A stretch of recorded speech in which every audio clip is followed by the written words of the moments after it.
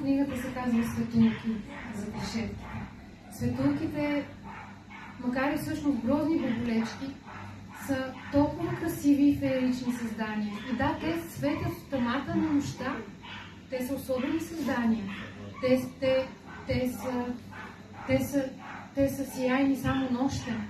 Но има ли нещо по-романтично, по-красиво и по-говорещо от светулките? Всеки по различен начин може да разкаже тази история, но щом като в нея има светулки, със сигурност има надежда.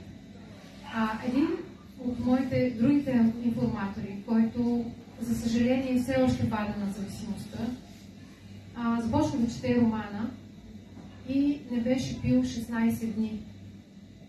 За мен това е много. За близките му това беше много. Много голяма надежда беше.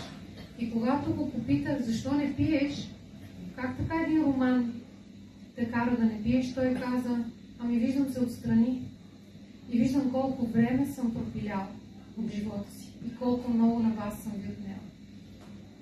Близките на зависимите хора. Да, на 18-тия ден се пропука. Но аз знам, че ще дойде следващ отрязък и той ще е по-дълъг и по-дълъг. И се надявам тази книга да даде, ако не спасението, то поне пътят и надеждата, че е възможно да излезеш от решетките на хората.